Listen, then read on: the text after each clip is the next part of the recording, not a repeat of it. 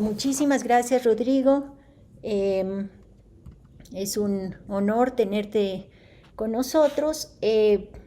Por supuesto, no dudo que va a ser muy interesante tu presentación. Les leo justo su semblanza.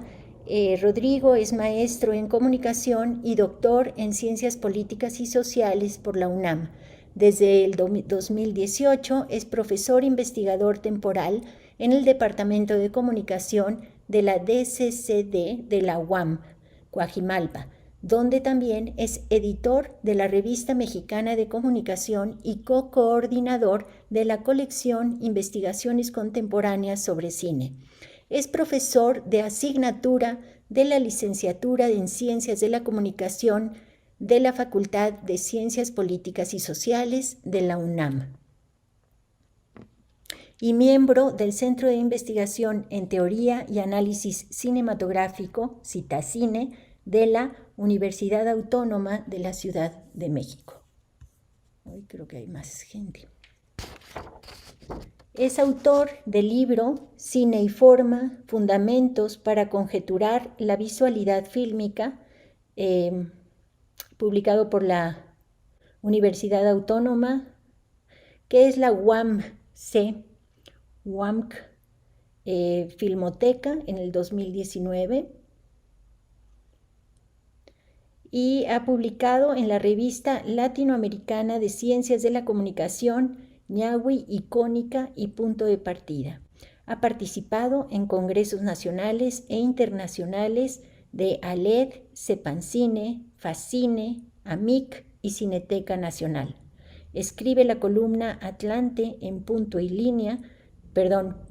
en Línea de la UNAM y bueno, pues damos la más cordial bienvenida a Rodrigo Martínez Martínez. Pues te doy la palabra, Rodrigo. Muchísimas gracias por estar acá.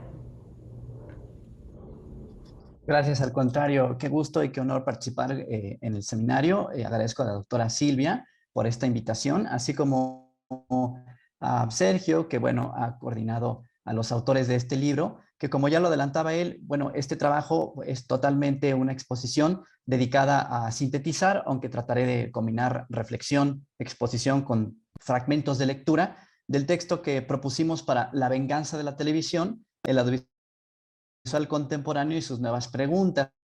Y aquí, pues, me gustaría precisamente partir de una primera aclaración. En mi caso, cuando fui invitado por Sergio y Carlos a participar en el suyo, me pareció producir algo en relación a las series de televisión contemporáneas y también las no tan contemporáneas, es que si bien mis principales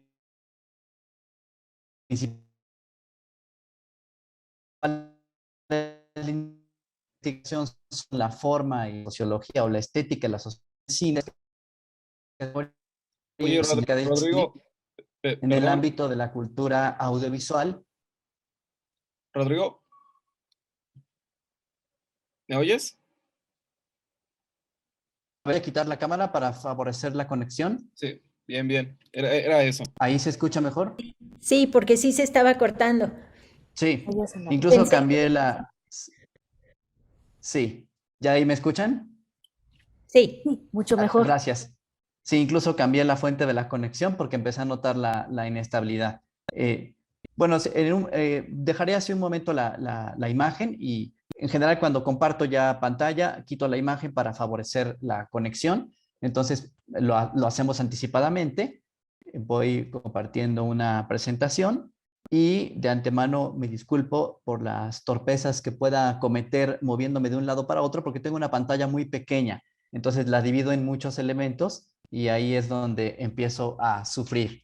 Entonces, de vuelta al tema, comentaba que a partir de la invitación para este proyecto, comencé a pues, ver la oportunidad de plantear problemáticas relativas a los problemas de la cultura televisual contemporánea, pero desde las categorías que nos ha ofrecido la teoría cinematográfica clásica, particularmente la que tiene que ver con la forma cinematográfica. Esto es parte de un proyecto que de hecho por ahí tiene otra colaboración con una publicación antológica que se hizo también en la Universidad Iberoamericana y que partió de otro congreso, el Iberoanime Manga, donde también tratamos de acercarnos, por ejemplo, ahí a la cultura del anime, pero mediante categorías de carácter cinematográfico. Entonces, bueno, pues partiendo de eso, pusimos el título Moscas, Gallinas e Hipocampos, que salió sobre todo de los ejemplos con los que trabajé, ¿no? Que fue un capítulo de la serie Breaking Bad, que se llama Fly precisamente, Mosca, un capítulo de Orange is the New Black,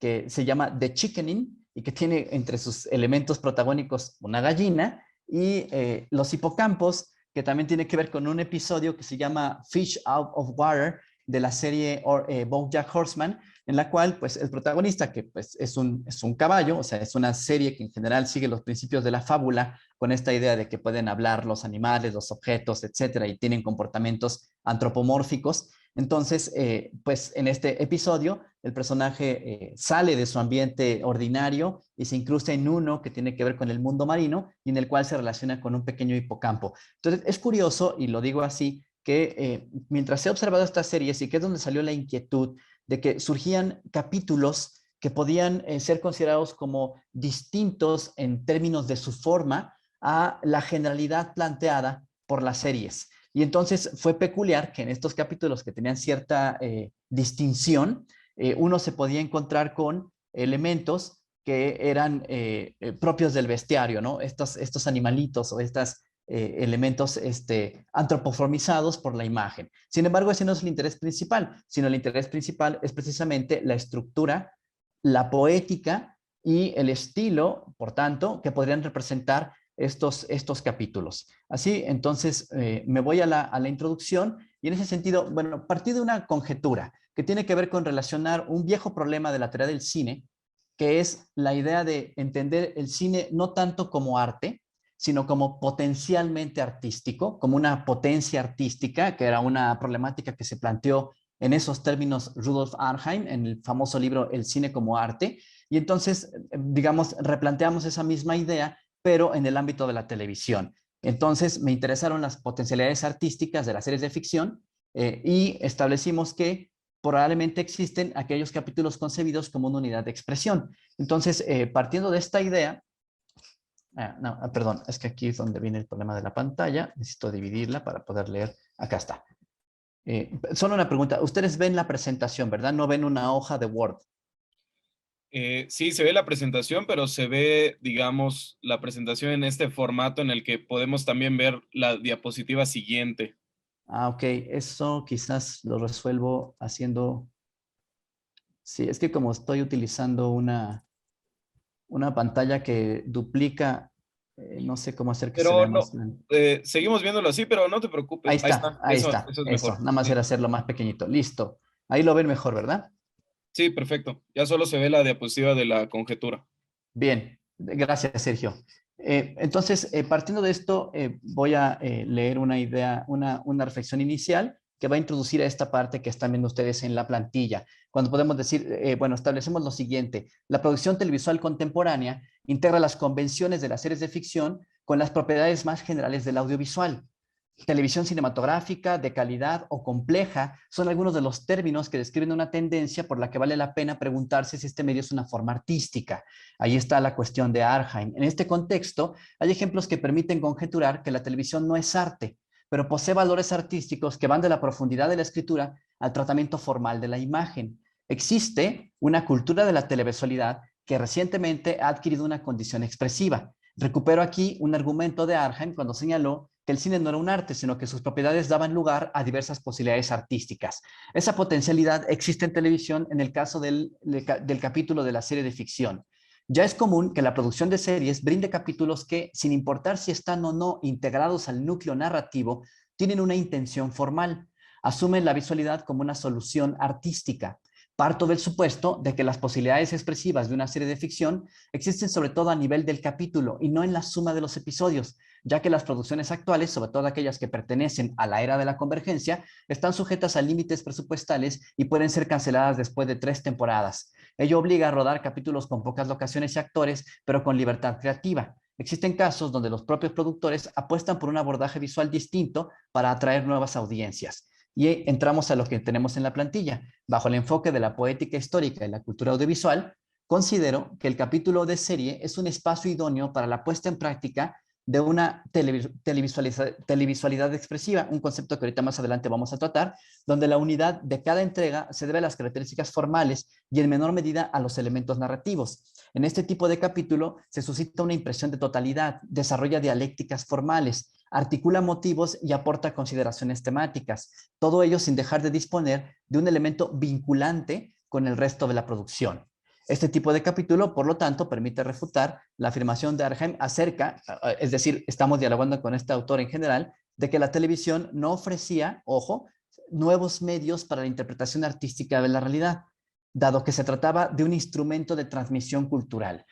Bueno, este es un punto interesante. A mí siempre me interesa relacionar los análisis con las teorías que nos permiten explicar ciertos ejemplos y volver a las teorías para tratar, no sé si de cuestionarlas, ampliarlas, precisarlas. Entonces, lo interesante es que uno de mis puntos de partida teórico, que es Arnhem, no solo nos plantea el argumento central, en este caso que la televisión posee una potencialidad artística, sino también incluso nos plantea un argumento que nos interesaba refutar, que es que la televisión no se reduce como cultura a un medio instrumento de transmisión cultural, sino que también es un mecanismo de interpretación artística de la realidad. Entonces, continuando con esta aproximación, la idea, a ver si, ahí está, fue aproximarse a este objetivo, que es partir de una crítica de otro concepto, que ahorita vamos a explicar, el de televisualidad, que era fundamentalmente utilizado por el autor que lo propuso como una forma de cuestionar lo que llamaba la estilización y la reducción de la televisión precisamente a un medio de transmisión cultural. Pero lo vamos a hacer con esta intención, ¿no? Describir cualidades formales de 3 episodios que ya comentamos, como prototipos de lo que vamos a llamar unidad expresiva o capítulo expresivo, para tipificar sus características en una categoría que permita repensar el concepto de televisualidad y relacionarlo con la cultura de las series de televisión. ¿Por qué me interesa esta relación? Por algo que ya había adelantado Sergio. Es decir, parto de una noción de televisualidad que no es la original en función de lo que vamos a ver a continuación, sino que es una, digamos, reflexión de la misma en el marco de la poética histórica de los estilos de televisión, pero también en un contexto donde para mi gusto ya no se puede hablar de televisor. Sí se puede hablar de televisión en el entendido de que es una cultura persistente, un conjunto de convenciones, una serie de modos de producción, pero ya no la cultura del televisor. Entonces, la cultura de la televisión, que es propia también de la sociedad de la pantalla, es una que está en una relación múltiple con otros modos del audiovisual, pero donde el objeto televisor en estricto sentido ha desaparecido. Sin embargo, la desaparición del televisor no implicó la desaparición de las convenciones creadas para la televisión, que es algo que me parece interesante reflexionar. Entonces, vayamos a la cuestión de la televisualidad. Este concepto lo encontré en un trabajo de John Caldwell del año 95, donde su interés era justamente asomarse a un conjunto de series que estaban empezando a establecer algo más que narrativas. Particularmente su interés partió de observar series que habían generado un importante interés en audiencias.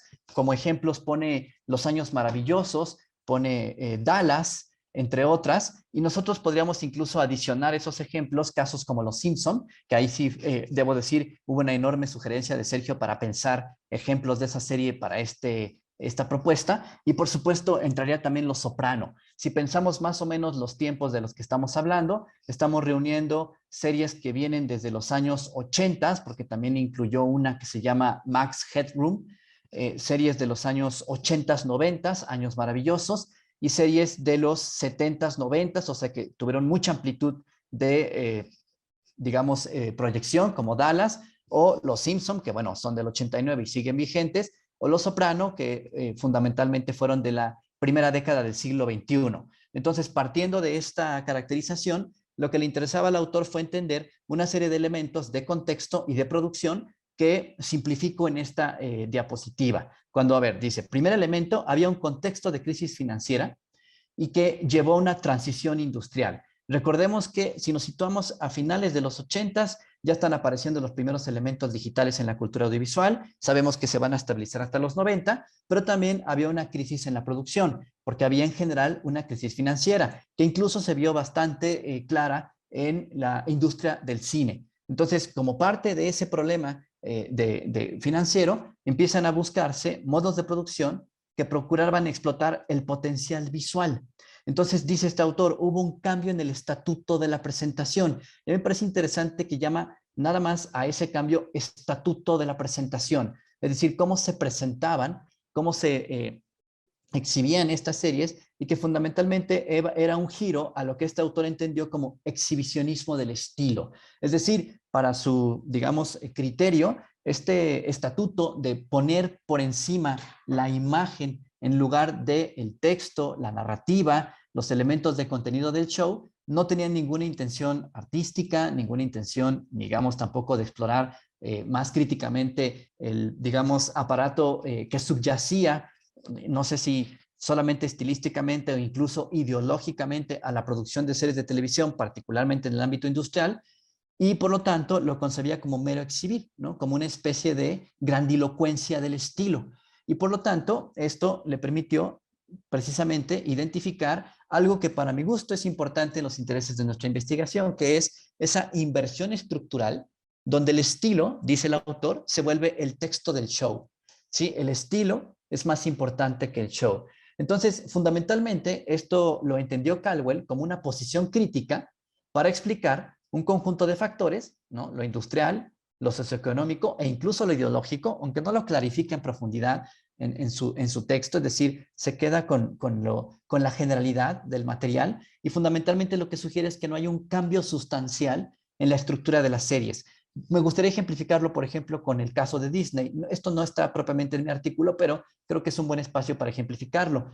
Si pensamos, Disney, a juicio y a decir de sus propios productores, elabora materiales que están dirigidos a la familia y donde el concepto que construye es el de familia. Entonces, si ustedes observan películas o materiales que produjeron hace 30 años, siempre está esta especie como de argumento que conduce a la preservación, la estructuración, no sé cómo decirlo, la articulación o la buena sobrevivencia de la estructura familiar. Ahora, aunque tengan narrativas relativamente, digamos, que están intentando romper con estructuras estereotípicas, estoy pensando, por ejemplo, en Raya y el dragón, no dejan de construir el concepto de familia, que incluso en franquicias que han comprado, como las de superhéroes, siguen construyendo ese concepto de familia. O sea, ¿qué son los Eternals sino una familia? ¿No? Una especie de familia que tiene sus conflictos interiores y que los tiene que, hasta cierto punto, resolver para poder mantener esa unidad. Entonces, un poco a eso se refería Caldwell. En la crítica que hace a la televisualidad, se refiere a que solamente hubo un exhibicionismo porque incluso no hubo un cambio sustancial de los contenidos de esas series y por lo tanto, al final, no eran más que imágenes que él califica como pretenciosas. Ahora bien, aquí hay que establecer un punto clave. Esta fuente del año 95 iba a tener importantes estudios para contrastarla, que es una estrategia que me interesa mucho ejercer en el estudio de las teorías que tienen que ver con la forma, el estilo y la poética de los medios audiovisuales.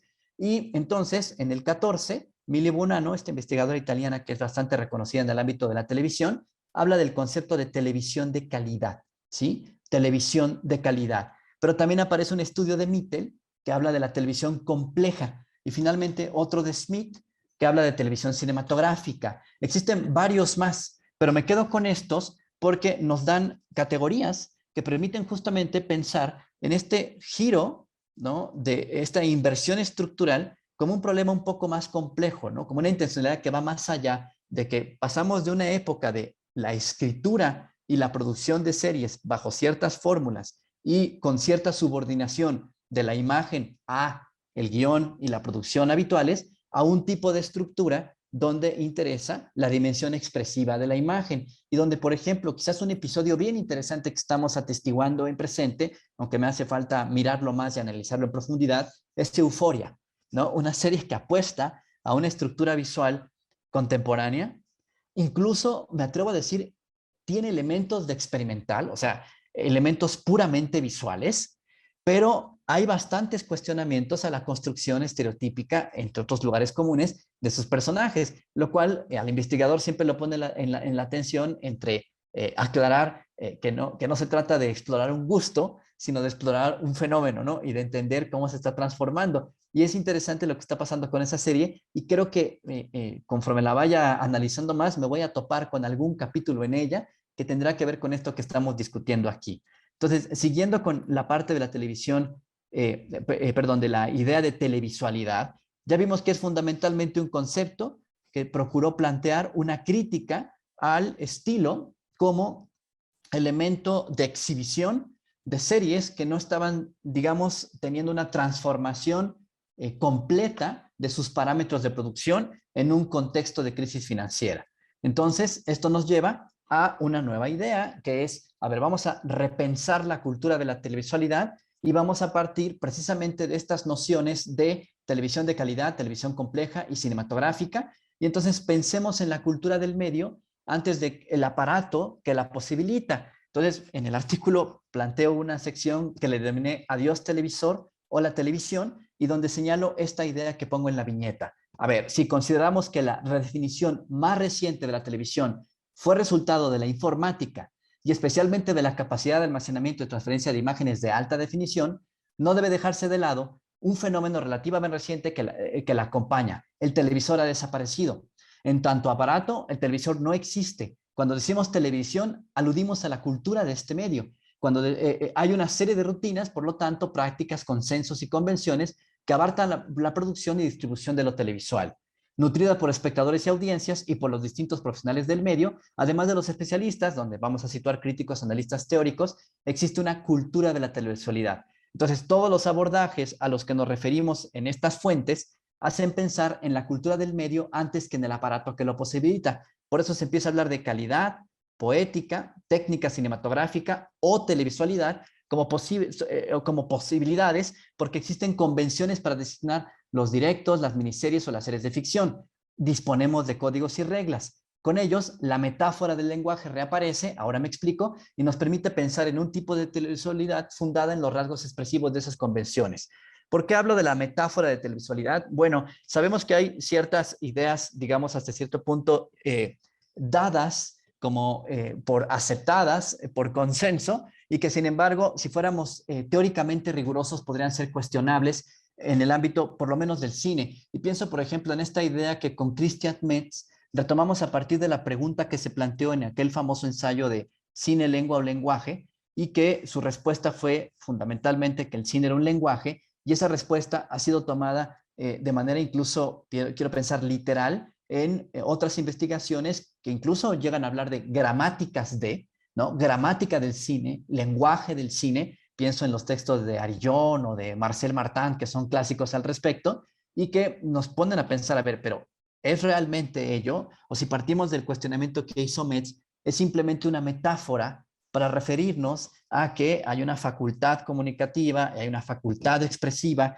en estos ámbitos de expresión y que como hay ciertas regularidades, ¿no? Ciertos procedimientos que estabilizan el uso del primer plano, del plano general, de un dolly in, un dolly out, un traveling, y incluso ciertas estructuras que permiten articular lo narrativo, lo no narrativo, entre otros elementos, le llamamos lenguaje, pero es una expresión metafórica. Sin embargo, ha sido muy útil para entender que en tanto lenguaje es un conjunto de recursos que permiten un plano expresivo y ese plano expresivo permite una singularidad estilística a la hora de ensamblar un audiovisual.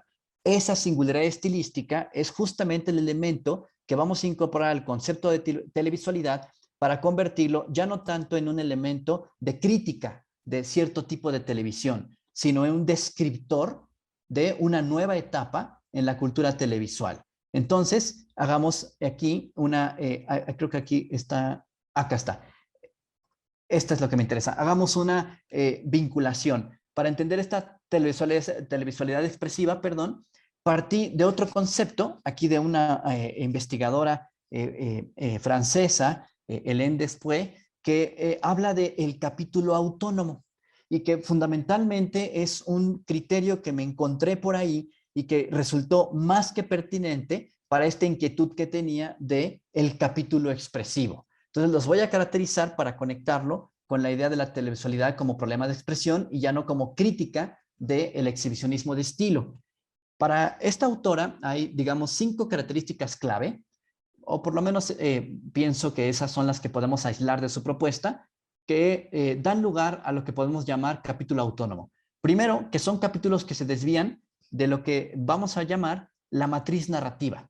Es decir, hay una estructura o una historia amplia cuyo argumento es esa matriz narrativa y entonces existen series que se despojan repentinamente en ciertos capítulos de esa matriz, se salen un poco de ella, digamos, pierden la brújula y a manera de una pausa en ese macrorrelato, incorporan otro relato. Aquí lo interesante, eso sí, es que esa pausa no deja de ser narrativa. Sí, son capítulos predominantemente narrativos y aunque quizás perdieron su subordinación a la gran matriz, al gran macrorrelato, no dejan de tener una estructura vinculada con un personaje, con un episodio, con un suceso, digamos, de menor importancia, como puede pasar, por ejemplo, en la gran novela europea clásica, que hay esas digresiones que se van hacia otros personajes, a otros momentos, y luego volvemos al relato inicial. Por lo tanto, son capítulos que construyen sobre todo espacios narrativos y psicológicos.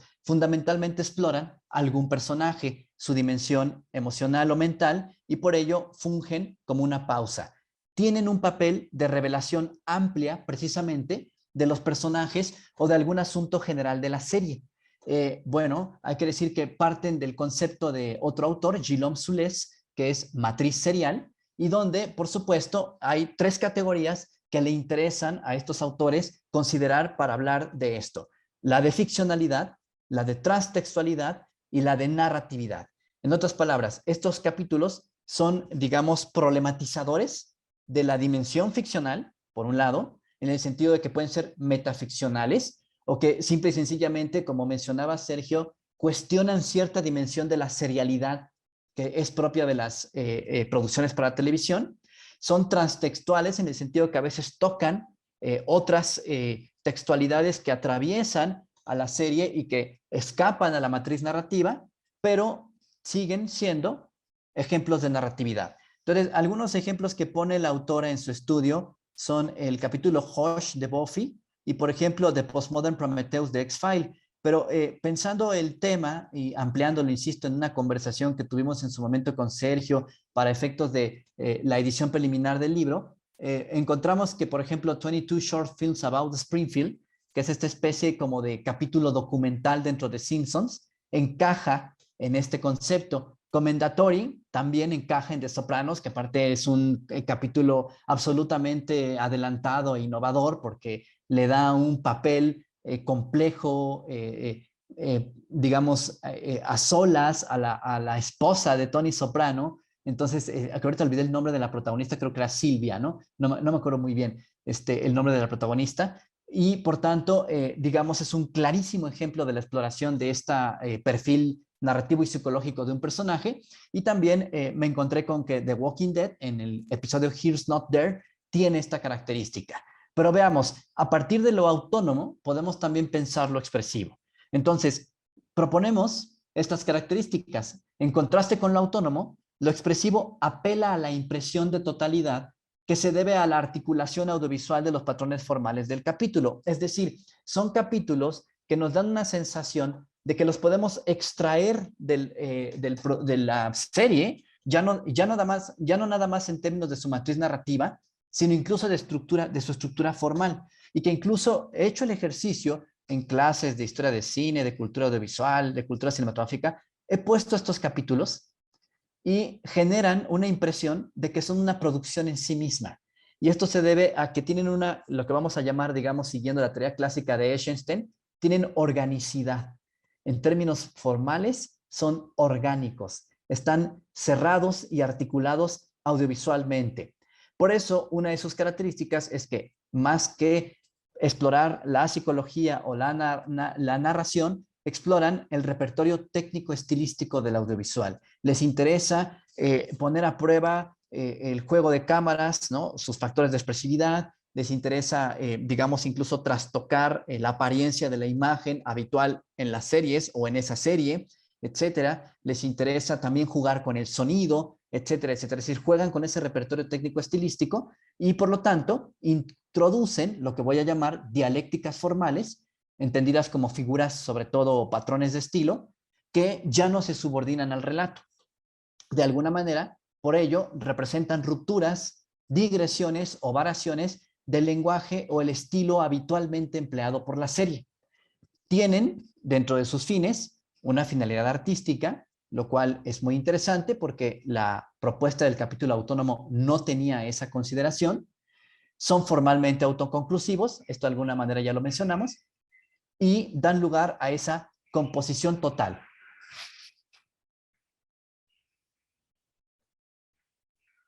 Bien, ejemplos más allá del corpus de esta serie. Perdón, tuve un problema con mi conexión, por eso escucho como unos ruidos. ¿Por allá me escuchan bien? Perfecto, gracias. Más allá de los ejemplos que proponemos para la serie, perdón, para el análisis, se encuentran otros episodios de The Simpsons, por ejemplo, el de ¿cómo es este? 138 Episode Spectacular, el Behind the Laughter y bueno, está el de Breaking Bad, The Fly, el de Chicken y Fish Out of Water. Entonces, me sigo con la siguiente idea. Digamos, de la tabla anterior, planteo lo siguiente, y lo planteé inicialmente como una conjetura, lo sigo considerando así, creo que se puede explorar más esta temática, y me voy con esta idea. El concepto de episodio autónomo es pertinente para la categoría propuesta, dado que sus criterios esenciales permiten distinguirlos. La autonomía parte de la discursividad y la narratividad del capítulo. En cambio, el capítulo entendido como unidad expresiva parte de la impresión de totalidad de sus patrones formales. El capítulo expresivo tiene una clara finalidad artística. Su propósito es explorar la televisualidad al recurrir al repertorio de propiedades específicas del soporte audiovisual. Del mismo modo que el episodio autónomo, el capítulo expresivo está subordinado a la matriz narrativa, pero representa una ruptura o digresión del lenguaje televisual habitualmente empleado por sus realizadores. La unidad artística de este tipo de producciones no se debe a su aproximación a la macronarrativa desde la escritura, sino al tratamiento formal de sus imágenes y sonidos. Además, es formalmente autoconclusivo. Esto es como la propuesta de definición en síntesis. Entonces, bueno, aquí me gustaría acercarme a algunos ejemplos. Si gustan, podemos verlos, pero antes, como caracterizar de manera genérica con estas imágenes, ¿qué fue lo que encontré? Si, digamos, tomáramos como prototipos los 3 ejemplos que proponemos para el artículo, yo creo que el que mejor encaja con la propuesta de esta investigación es justamente Fly. Y si digo mejor encaja es precisamente porque estamos buscando prototipos que nos permitan entender mejor qué está pasando con estas producciones. Entonces, Fly es muy interesante porque, bueno, supongo aquí que la mayoría conoce la serie de Breaking Bad, ¿no? En su momento fue muy importante, seguramente la vieron, no pretendo hablar de narrativa, yo hablo de formas, entonces no voy a revelar nada por si alguien no ha terminado, pero lo esencial, lo saben, es, había una vez un profesor de química que padece una enfermedad crónica terminal y entonces decide involucrarse con su sabiduría en el ámbito científico que maneja en la producción de una droga química. Entonces, a partir de ello empieza a construir un doble personaje, una doble identidad, ¿no? El hombre de familia, enfermo, y el personaje que se inventa, Heisenberg, en honor a ese científico y además también epistemólogo, que por cierto sería muy interesante citar aquí, pero volvemos al tema, que se vuelve, perdón, es que tengo un sonido aquí y me molesta en el, ya, y se vuelve importante en su desarrollo de ese otro personaje.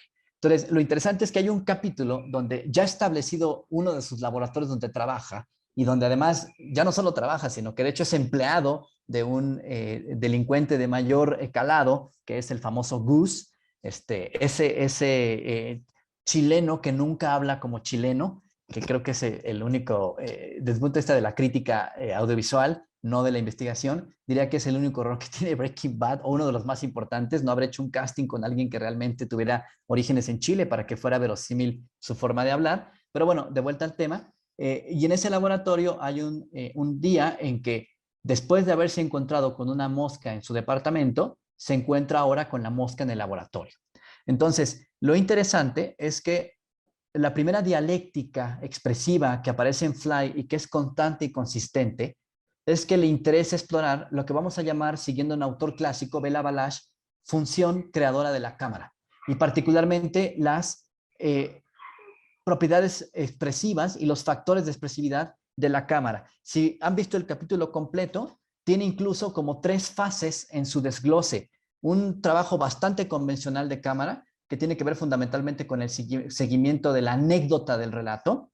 Un trabajo que tiene que ver con el desequilibrio mental representado por la cámara, que tiene que ver fundamentalmente con angulaciones extrañas, etcétera, etcétera. Y el más importante de todos, un trabajo de total imprevisibilidad de la imagen que nos ofrece la cámara y que tiene que ver con que emula el punto de vista de una mosca.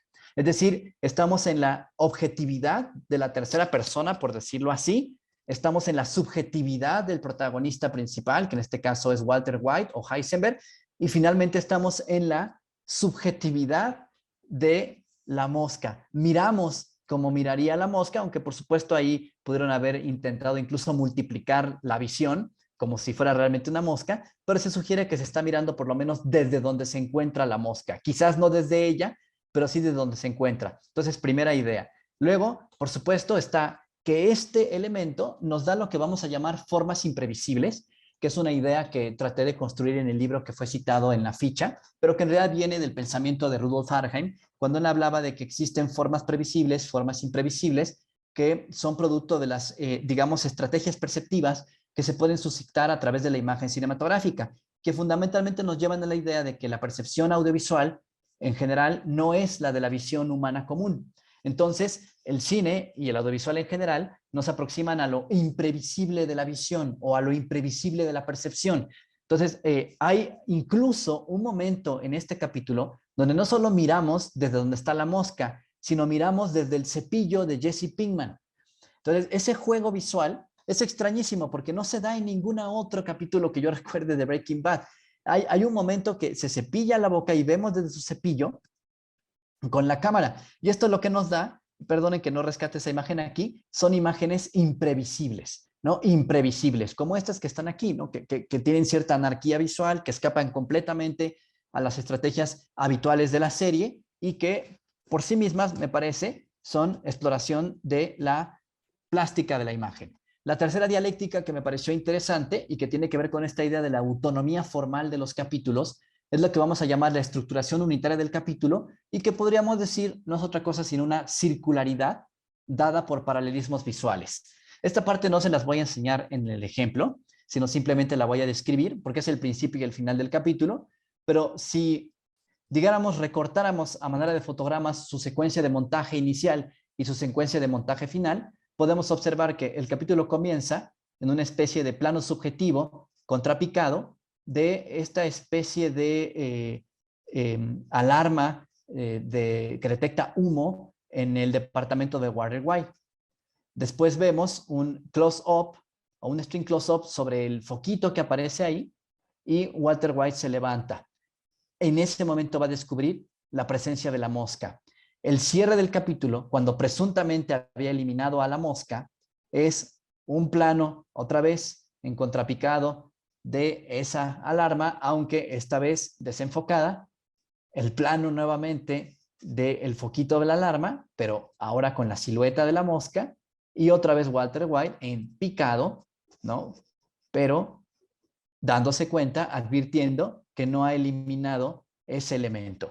Digo, por supuesto, si hiciéramos una hermenéutica del capítulo como la sugerimos en el texto, probablemente con lo que juega es precisamente con esta perturbación mental que el personaje ya tenía, quien vio la serie al final, bueno, seguramente descubre que tiene que ver con cuestiones de identidad, ¿no? Que el individuo poco a poco, digamos en esta idea del breaking, ¿no? Está rompiendo con lo que no era para devenir lo que quizás en realidad es, ¿no?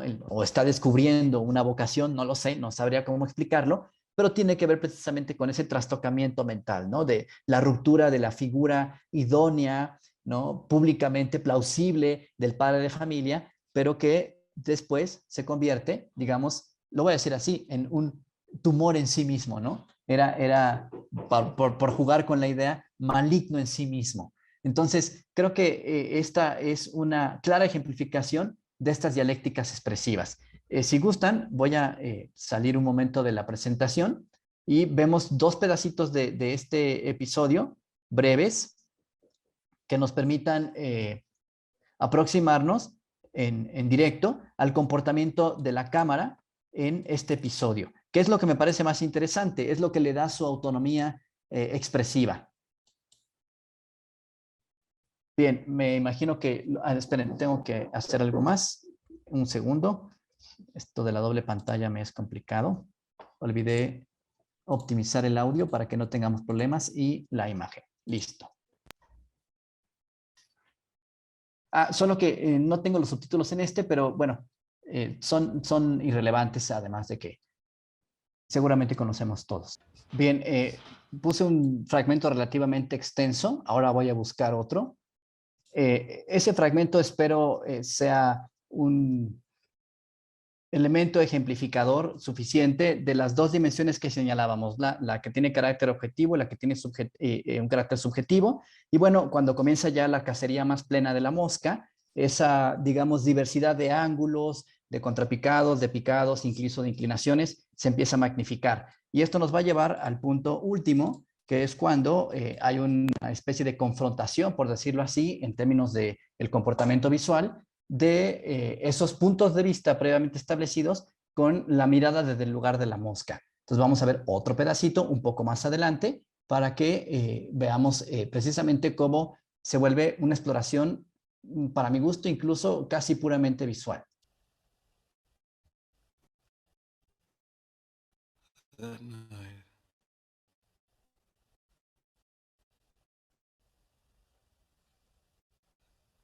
Es un pedacito mínimo, pero incluso ese último plano en que dejamos la imagen es bastante representativo de estas irrupciones, ¿cómo decirlo? Esta puesta en evidencia del tratamiento que tiene la cámara en el capítulo y que rompe con el estilo habitual. De hecho, me gustaría pensar en términos de poética histórica del cine, porque al final de cuentas es la línea que hemos digamos, implementado en esta propuesta, cuando se suele hablar del mecanismo de transparencia como este sistema que consiste de ocultar las estrategias de realización, ¿no? Las soluciones formales en favor de la narrativa para que los espectadores no pierdan el interés en el material en su dimensión relato.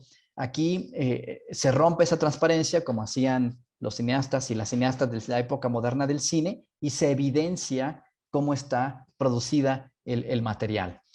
Voy al siguiente ejemplo, que es, ahorita voy a saltarme este de acá, voy a ir directamente el de BoJack Horseman para que alcancemos a ir al último. Voy a poner el de Orange is the New Black como el último.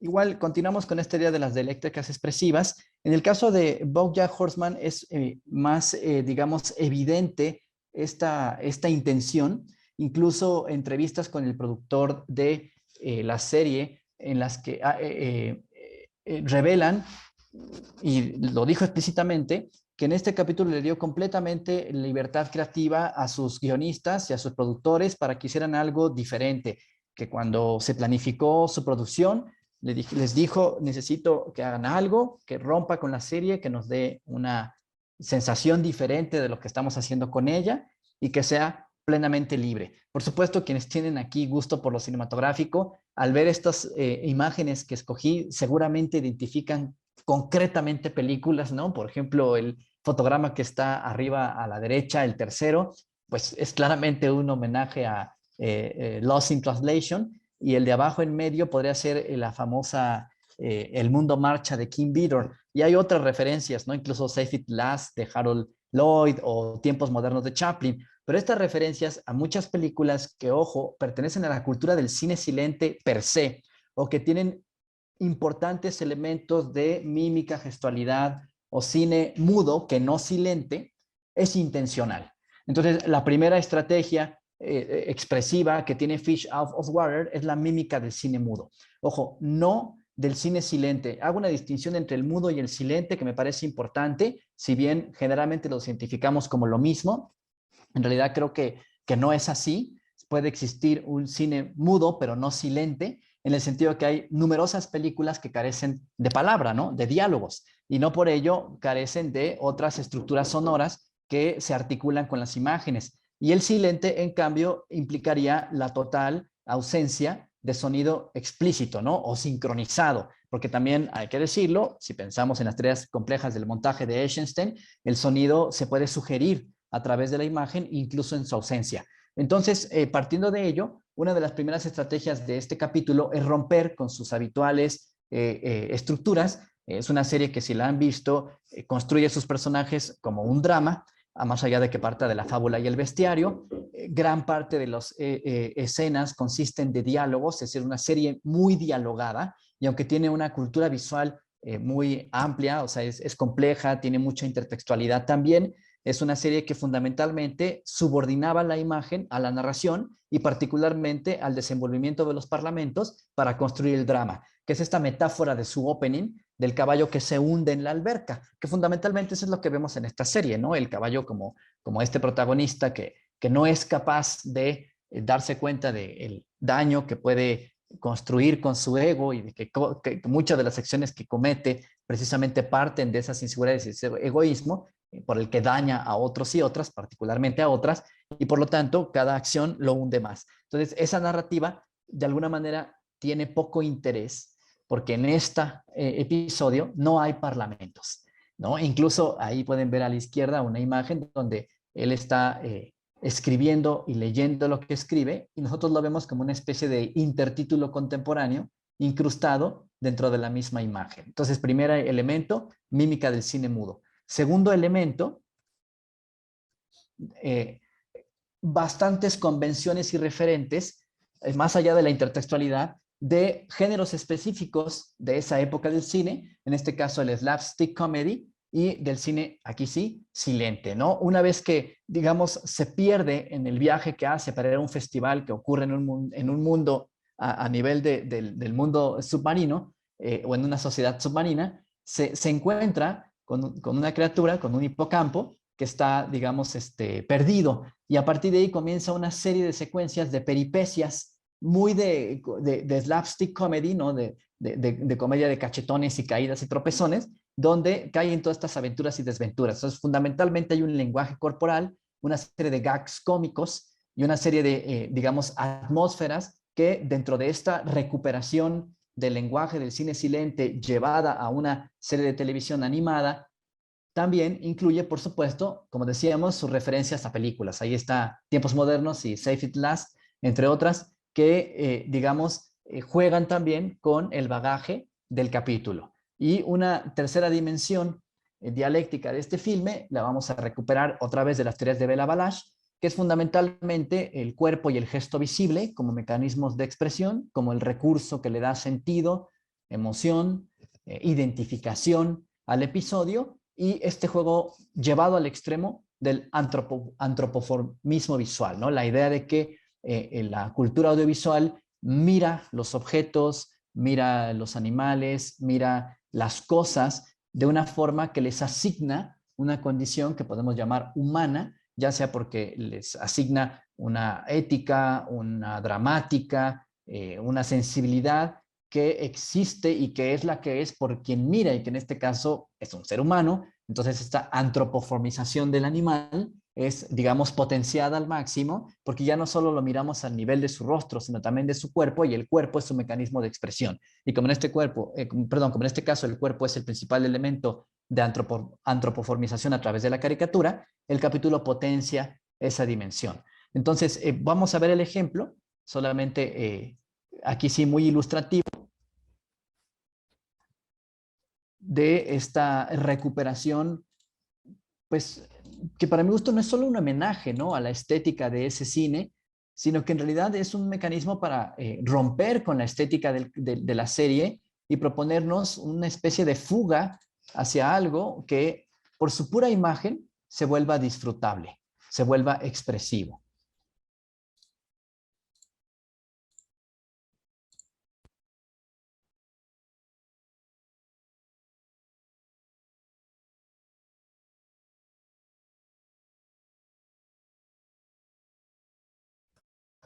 Bien, a fin de optimizar el tiempo, corto ahí, simplemente era una muestra del material para que, digamos, pudieran reconocer otros aspectos que no comenté aquí de manera pormenorizada, pero podemos observar que este tipo de capítulos en los dos ejemplos, en su dimensión sonora, el montaje también, entre otros aspectos, exploran también cualidades estéticas, ¿no? Por eso decíamos, este tipo de capítulo es fundamentalmente una apuesta en creatividad, por decirlo así, en un uso más amplio, más libre de estas cualidades formales, ¿no? Vemos montaje métrico, vemos montaje rítmico, vemos tratamiento de sonoro como atmósfera, como ambiente, etcétera, que enriquecen la dimensión visual.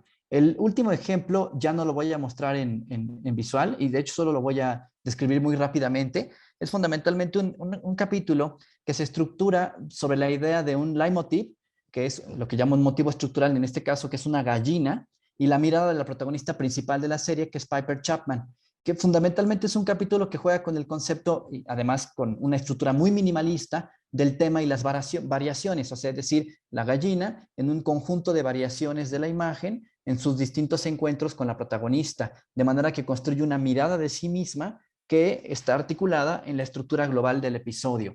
Entonces, a partir de ese motivo y de esa estructura minimalista del tema y las variaciones, empezamos a ver un juego de paralelismos en el cual esta idea de que la gallina está adentro y está afuera contrasta con la toma de conciencia de la protagonista, porque este es un episodio temprano en la serie, de que está en la prisión. Entonces, es un juego visual, una dialéctica, que, ojo, probablemente este capítulo hacia el final de la serie, quien la haya visto, recordará que hay un episodio donde hay una fuga de gallinas que se salen de un corral.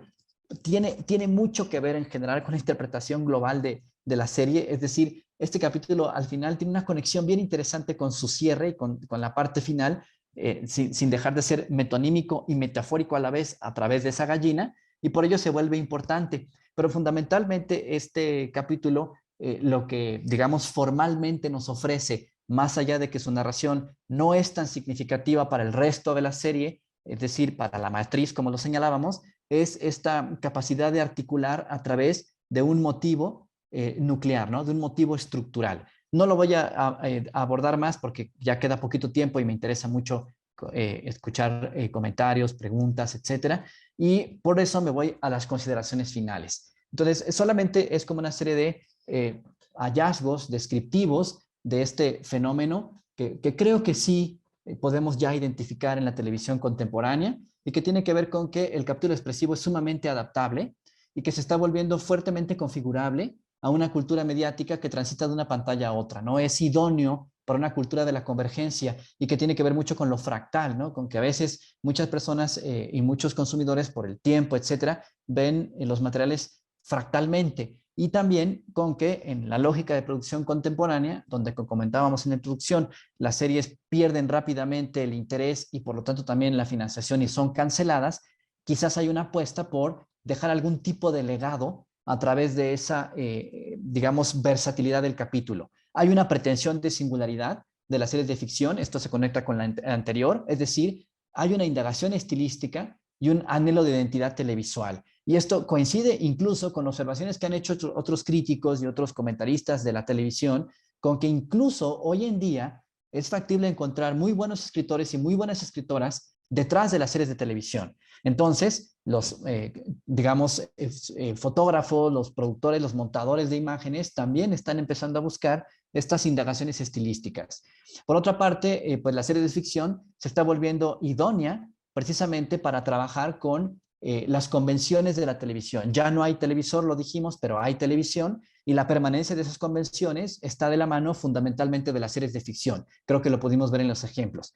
Igual, en el caso específico del concepto que proponemos, antes que la matriz narrativa completa, el capítulo parece una solución viable a las demandas de mercado. Porque, bueno, esta parte no la introduje tanto en la reflexión que les ofrezco a ustedes, pero cuando haya oportunidad de revisar el capítulo completo, podrán ver que hacemos un pequeño contexto de la situación, sobre todo socioeconómica, que no podemos dejar fuera si consideramos que el punto de partida es la televisualidad y que ese concepto en la versión de Caldwell trataba sobre todo de ese asunto, ¿no? Crisis financiera, crisis de producción consecuencia en el estilo de las series. Algo similar pasa ahora con esta competencia también entre plataformas por ocupar las preferencias de los mercados. Los capítulos expresivos hacen avanzar, para mi gusto, es una forma de decirlo, la poética de la cultura televisual, ¿no? Representan aperturas y estilos diferentes a un lenguaje audiovisual capaz de añadir diversidad y, sobre todo, significación de las imágenes. Igualmente, estos capítulos no están completamente liberados de las macronarrativas, es decir, en ese sentido se parecen también bastante a los autónomos y en gran medida también sus dialécticas formales están articuladas alrededor de un protagonista de la serie. Por lo tanto, en relación al otro concepto que tratamos aquí, si lo recuerdan, el de Express, capítulo autónomo, me parece que este tipo de capítulo, el capítulo expresivo, puede ser considerado como una variante o un subtipo de aquel, en donde, más que destacar la narratividad que puede dar el espacio y el personaje, destaca la visualidad o la audiovisualidad singulares que se pueden articular a partir de los protagonistas. Bueno, pues estas son fundamentalmente las ideas que quería compartirles. Agradezco la escucha y la paciencia, especialmente porque el ruido que de pronto hubo por acá de fondo sí me distrajo un poco y quizás entorpeció un poco mi forma de expresar. Por lo pronto, pues continuemos a sus comentarios e inquietudes que agradeceré. Sí, excelente, excelente, Rodrigo. Muchísimas gracias, muy interesante. En realidad, sí, por supuesto, nos haces ver cosas que pues los espectadores nos vamos con la anécdota y bueno, perdemos de vista toda la cuestión estética que bueno, ahora la puntualizas y creo que es pertinente para poder valorarlo en su totalidad cada cuadro, ¿no? Pues escuchemos, para mí, obviamente que yo tengo personalmente muchas preguntas, pero sí me gustaría más bien darles la palabra. Por favor, pongan sus manitas para que pues se pongan en fila por si tienen alguna inquietud que quieran preguntarle a Rodrigo y pues empezar con la discusión, con el diálogo. ¿Alguien? Si no, yo empiezo. Bueno, a mí justamente me ha causado mucha inquietud, bueno, qué bueno que lo mencionaste durante tu exposición, esta serie Euforia, que es toda una propuesta tanto artística como, digamos, un planteamiento en donde se refiere a una realidad social en Estados Unidos, ¿no? Entonces creo que tanto las drogas como los desnudos, como la cuestión de las relaciones humanas están muy evidentes, ¿no? Eran cosas censuradas que de pronto aquí se abren y sorprenden, ¿no? Por esa pues violencia que implica, ¿no? O sea, por justo esa ruptura con la censura. No sé si ya la han visto, pero bueno, sí es una serie muy, muy fuerte, pero que también está implicando ciertos valores, ciertos comportamientos que a mí me conflictúan, ¿no? Hay, digamos, una cosificación de la mujer, es toda esta cuestión de género en función de ese poder que da la sexualidad. Entonces, como que sí me gustaría que plantearas, pues, más que nada, cuál es esa responsabilidad social para plantear valores, ¿no?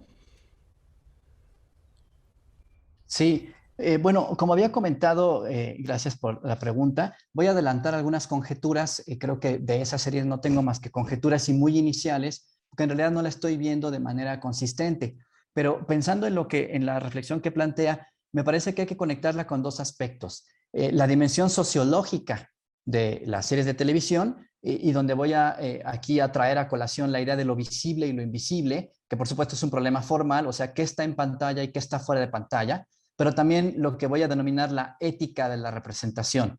¿Cómo ponemos eso que está en pantalla? Y luego, por otro lado, desde el punto de vista que tratamos aquí, cómo independientemente de que nuestro interés en esta exposición y en este artículo fue desarrollar un problema de poética histórica y más de carácter estético formal que de su conexión con lo sociológico, en los tiempos recientes he estado tratando de conectar esta problemática con el problema más complejo del realismo y también de la representación. Entonces hay por ahí un autor que no es muy conocido quizás por la tradición a la que pertenece, italiano, y en algún momento en México y en España se tradujeron obras muy interesantes de esos pensadores del audiovisual. Pienso en Humberto Bávaro y particularmente en Marc Ferro, el historiador, y particularmente de quien me refiero, que es Franco Pecori, que tiene un libro donde trata de conectar los problemas sociológicos con los formales, y entonces nos indica que prácticamente toda decisión formal tiene un trasfondo cultural. Entonces, lo que me preocupa con Euforia es que definitivamente, en términos de su representación, tiene un conjunto de decisiones visuales donde queda claro que la mirada, siguiendo esta idea de Laura Mulvey, definitivamente sigue estando subordinada al mercado patriarcal, ¿no? Se está hasta cierto punto explotando y en formato incluso de bucle, así lo diría, de bucle, el desnudo, la violencia, etcétera, y de alguna manera propone una estetización de ellas. Y aquí sigo la crítica de Henri Giraud, ¿no? O sea, una estetización que vacía de contexto esa violencia, ese problema. Entonces, creo que Euforia, guardadas las distancias, podría terminar de convertirse en una especie de nacimiento de la nación, en el sentido de que hasta la fecha el nacimiento de la nación es una película que celebramos por su estructura formal, por sus riesgos de tomar los experimentos que hasta la época se habían hecho con la imagen, sobre todo con la narración y con su forma de estructurar el punto de vista, que para su época era muy innovadora y que, por cierto, Griffith no los inventó, simplemente los atrajo a su repertorio y logró una forma de estructurarlos orgánicamente, pero que a su vez resultó en una película, pues, potencialmente representativa de una mentalidad racista. Entonces, con Euforia está pasando algo similar, ¿no? Y creo que usted ya lo adelantó cuando dijo que está el problema de, sí, la representación de la mujer como objeto de placer, siguiendo a Mulvey, con una mirada cuestionable estéticamente, pero que el trasfondo visual de la serie, si quitáramos la dimensión, digamos, de la crítica sociológica de la misma, sí tiene una apuesta estética. Y esa es la paradoja de la serie, ¿no? Digamos, enriquecer la mirada con una apuesta estética, donde incluso he encontrado en momentos, secuencias que son casi performáticas, ¿no? Por ejemplo, como vaciar completamente de luz el plano e introducir personajes corporalmente performáticos, casi incluso en mudos y con una atmósfera de sonido, cosa que hemos visto en Leux Carax o en Rita Acevedo, etcétera, pero que aquí tiene el problema, el conflicto del tipo de representación que propone y que me parece pues ideológicamente cuestionable. Entonces yo creo que la tarea del investigador en una serie como esta es precisamente eso, articular la forma con el contenido y sí aproximarse a la estética, pero aquí sí, sin separarla de lo sociológico. Cosa que, por ejemplo, en los ejemplos que les presenté, también me parece importante, porque queramos que no, Breaking Bad nos pone frente al problema de cómo se está construyendo a un delincuente, a una persona que se está calificando desde el título de la serie como malvado o como el mal en sí mismo, ¿no? Está irrumpiendo en la maldad, por decirlo así, trastocándose hacia la maldad, sería el título más o menos. Y en el caso de BoJack Horseman, también un tipo que dentro de una estructura que favorece a los hombres, porque en este caso es representativo de la masculinidad, etcétera, violenta a mujeres y fundamentalmente su digamos, legado de atrocidades es violencia contra la mujer. Sin embargo, sí está hasta cierto punto contextualizada, es decir, la serie no estetiza esa violencia. Hasta cierto punto creo que los directores decidieron que fuera animada y que fuera fábula o bestiario, precisamente para que soportáramos esa violencia, cosa que Euforia no tiene. ¿Qué pasaría si Euforia tuviera estructura de fábula? Quizás sería más soportable, no lo sé. Es como cuando Kubrick le puso coreografía y Beethoven a Naranja Mecánica. Sí, es muy interesante y justo es ese antihéroe el que se está planteando en Breaking Bad, en el sentido de que, bueno, uno se va identificando con el malo y que, bueno, resulta que bueno, pues finalmente no es tan malo, ¿no? O sea, ya se disuelve en cierto modo esa, digamos, maldad que puede producir al otro, ¿no? A mí me llama mucho la atención en este capítulo de Fly, cómo de pronto nos vamos compenetrando con este personaje en lo psicológico y vamos adquiriendo todas esas obsesiones y las vamos asumiendo como propias, ¿no? Es digamos, un fenómeno muy interesante, ¿no? Digo, me llama la atención cómo de pronto se quiebra toda esta cuestión de la mosca, de esta permanencia de poder matarla, con toda una cuestión filosófica del destino, del instante, de esta confrontación entre vida y muerte, de ese tipo de coincidencias que de pronto pueden haber y que, bueno, uno se pregunta más allá de su momento, ¿no?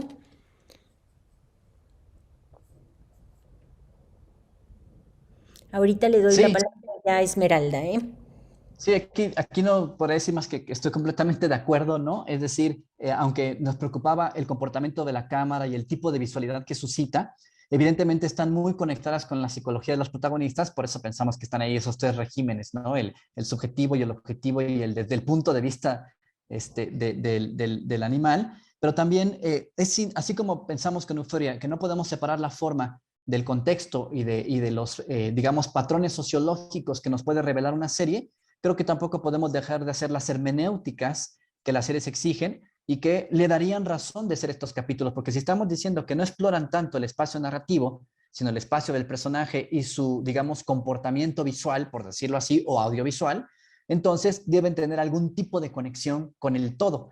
Y creo que Fly sí tiene esa conexión con el todo, pero no al nivel narrativo, sino en este nivel que usted menciona, ¿no? De la condición ontológica, por decirlo así, del personaje y de la hermenéutica posible de la serie. Y eso creo que queda más manifiesto en Orange is the New Black, porque vuelvo a repetir, esa gallina, que no es más que una toma de conciencia del encierro, porque la gallina está afuera y ella está dentro, y aunque ella pensaba que la gallina estaba dentro, este juego de miradas es la idea de situarse en una nueva condición, se va a retomar en el penúltimo, antepenúltimo capítulo de la última temporada ya de la serie, con una fuga de gallinas que juega con la idea del destino de las protagonistas, igual que hasta cierto punto el destino de Heisenberg está anticipado en esta parte. Entonces, ese es un punto, digamos, dejé pendiente. Sí hice interpretaciones en el artículo de los capítulos, por lo menos conjeturas de cuál creo que era su sentido, pero me parece que justamente una alianza muy enriquecedora entre el análisis formal sería justamente el camino sociológico o el camino hermenéutico. Nada más así como un apunte de las riquezas que creo que se pueden encontrar. Eso sí, todavía tengo muchas dudas de cómo conectar esos caminos. Esa es una tarea pendiente que estamos trabajando en otros proyectos. Muchas gracias. Esmeralda, ¿quieres comentar? Gracias. Pues primero que nada, muchas gracias por la conferencia, por la ponencia, estuvo muy interesante. Y bueno, hablando de Euforia, yo pensé que justamente en esta serie hay dos capítulos que pueden funcionar precisamente bajo esta clasificación del capítulo autónomo, que son, bueno, primero salió el de Trouble Don't Last Always y luego el de Fuck Anyone Who's Had a C-Bot, Who's así, blog.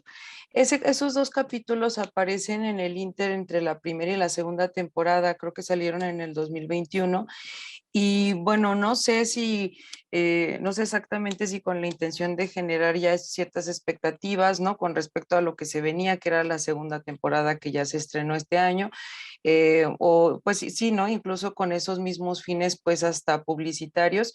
Pero bueno, son dos ejemplos de estos dos capítulos que de alguna manera como que se alejan, ¿no? De esta matriz narrativa que decías, Rodrigo, y que además sí constituyen también espacios psicológicos que son como estos dos momentos en donde se centran en la psicología del personaje, tanto el de Rue como el de Jules, que pues son las dos protagonistas principales de la serie, y a lo mejor uno podría pensar que son irrelevantes en el sentido de que uno puede prescindir de ellos, ¿no? Si se brinca hasta la segunda temporada y no ve estos, no pasa nada. Sin embargo, creo yo que sí afectan al resto de la serie porque afectan en el sentido en el que tú como espectador pues te internas más, ¿no? En estos dos personajes.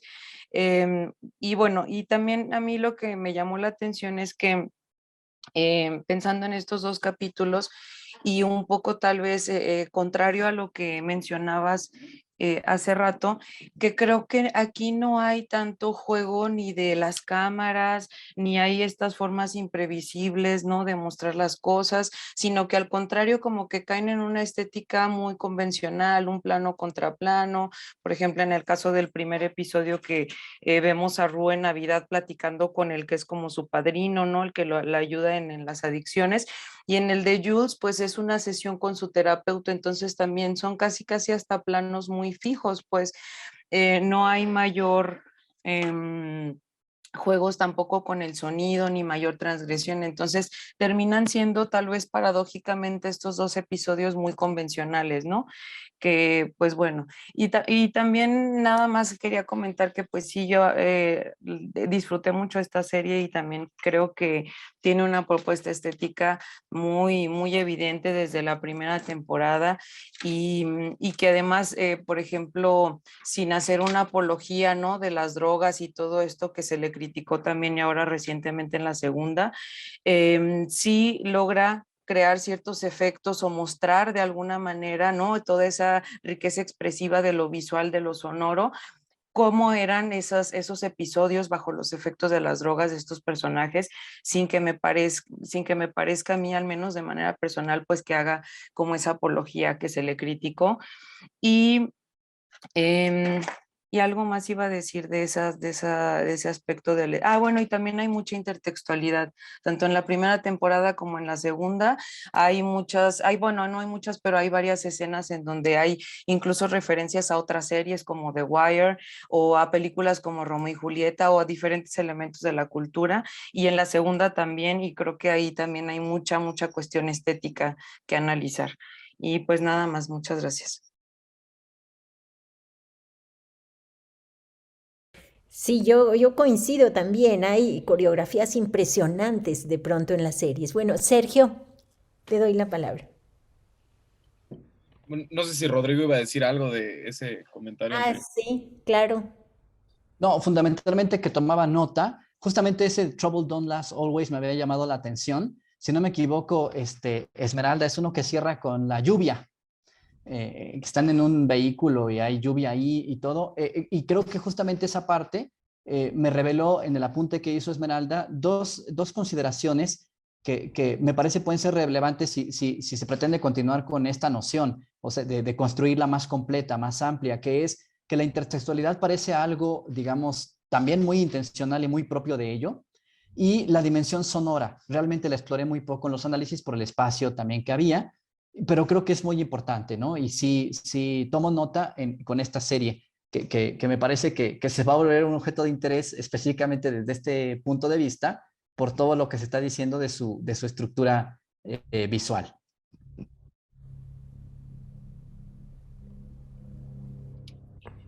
Muy bien, Sergio. Ay, chis. Sí, pues, bueno, la verdad es que me parece como muy, muy padre tu trabajo, Rodrigo. Creo que complementó súper bien todo lo que se construye en el libro. Em, es algo que me interesa mucho porque quienes somos fans de las series, ese tipo de episodios, llamémosle como le podamos llamar, nos gustan particularmente por algo. Y me parece que responden a todas las categorías teóricas que nos estabas dando. Me parece que responden muy parecido a cómo Freud decía que los sueños operaban en el psicoanálisis. Hay un proceso de condensación que en Fish Out of Water se presenta, ¿no? De desplazamiento, de figurabilidad, de olvido, de incomunicación, además, ¿no? La intraducibilidad, que es el tema de ese episodio de BoJack Horseman. Entonces, es como un sueño, ese episodio es como un sueño. La mosca abre y cierra con él yéndose a dormir, o sea, es un asunto bien, bien interesante, ¿no? Pero bueno, eso también suena mucho a como ir metiendo los intereses teóricos que tenemos con un objeto que tú ubicas muy bien. Y eso es lo que me parece me parece que es de lo más destacado de tu exposición, es que tú logras ubicar un objeto que no tiene sentido fuera de la serialidad. Eso me parece, y es como arrancaste tu exposición, y eso es lo que me parece lo más valioso de tu trabajo y lo que me parece más importante. Esto, tú dices, yo he hecho ese ejercicio también, fíjate, con algunos estudiantes, ¿no? Con el capítulo de BoJack o con algunas secuencias de Better Call Saul, lo que llaman en inglés montage sequence, que lo conoceríamos como secuencia de montaje o secuencia musical o algo por el estilo, ¿no? Y efectivamente eso pasa a estudiantes que dicen que nunca han visto nada de la serie ni habían escuchado de ella, empiezan a explicar lo que entendieron y va en función del punto, ¿no? Eh, pero, ¿cuál sería la diferencia entre, digamos, un cortometraje o un mediometraje si durara 50 minutos y lo que tú estás buscando, digámosle el capítulo comunidad expresiva? Es que el capítulo comunidad expresiva no se entiende si no entiendes este cortometraje, entre comillas, en el marco de la serie. Y eso es lo que está tan interesante. Es decir, es como, me parece que sería como un punto, para meter otra vez al psicoanálisis, un punto sintomático de la estructura de la serie, es el capítulo comunidad expresiva. Y eso me parece fenomenal. O sea, es un punto de, digamos, de choque, ¿no? Con la estructura de la serialidad. Es este punto que condensa, desplaza y hace una figurabilidad de la serie en su estética completa, ¿no? Y bueno, ya dependiendo de los ejemplos específicos, creo que se podrían como problematizar cada uno, lo cual también lo vuelve interesante. O sea, por ejemplo, decir que en Fly no hay un avance de la historia sería un poco problemático por la conversación que tienen ellos dos al final. O en BoJack me parece que hay una condensación de todos modos, o podrías ubicar otros capítulos donde la historia también no avanza, pero que no tienen una estética tan específica como esta, ¿no? Y por último, para no que esto se vuelva diálogo de ti y de mí, me parece que otro punto que es interesante y es un lugar para cuestionar productos como Euforia, es entender a estos capítulos como lo que podríamos decir una especie de isla de goce, ¿no? En el sentido que tiene goce en el psicoanálisis.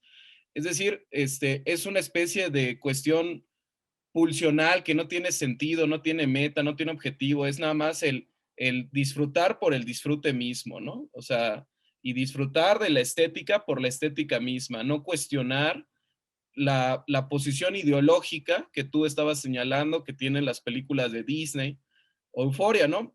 Yo solo he visto 2 episodios de Euforia.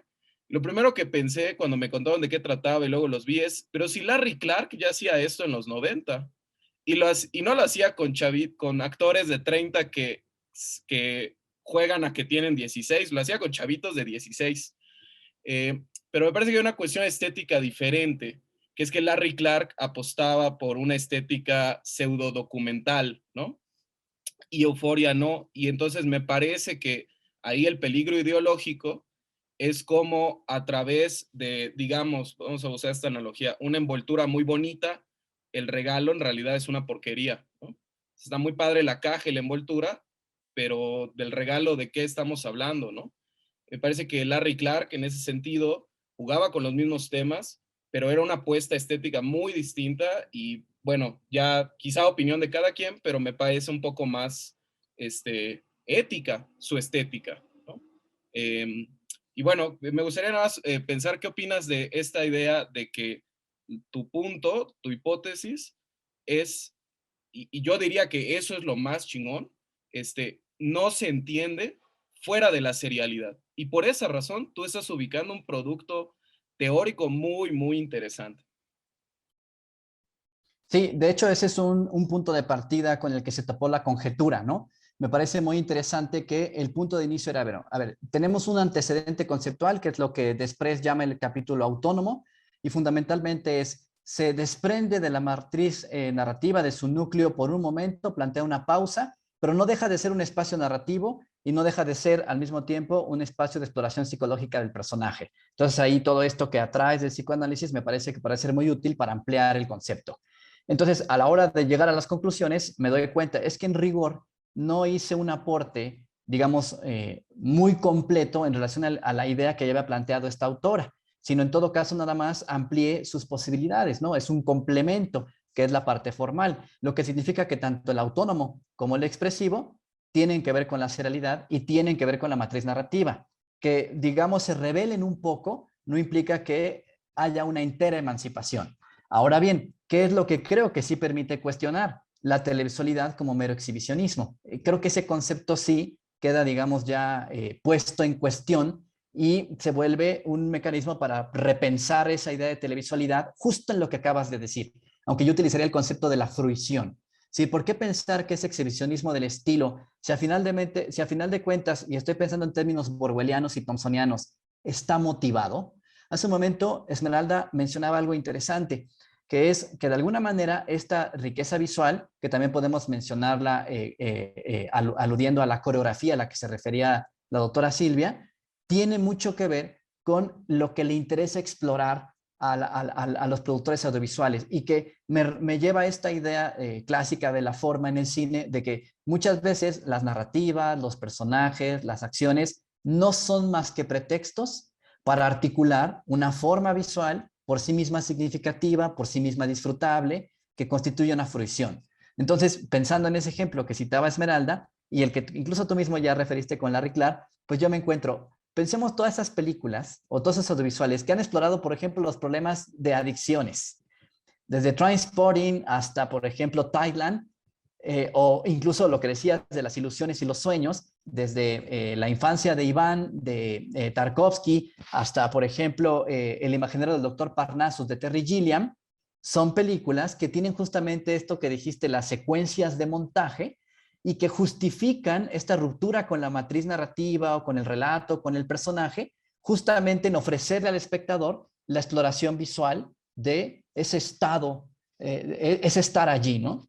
Acaba de terminar, por ejemplo, el Festival de Cine Ficunam y me tocó ver una película formidable de Yuri Ankarani, un director que está haciendo cosas bastante interesantes, el que le seguimos la pista, que consistía de documentar, y así lo digo, documentar con cierta ficción ahí subyacente, esto que está muy en la estética contemporánea del audiovisual, la docuficción, la vida de los jóvenes que en Venecia se dedican a andar en lanchas motorizadas y que venden distintas cosas, ¿no? Me da la impresión, aunque no quede explícitamente aclarado en la película, que venden incluso drogas.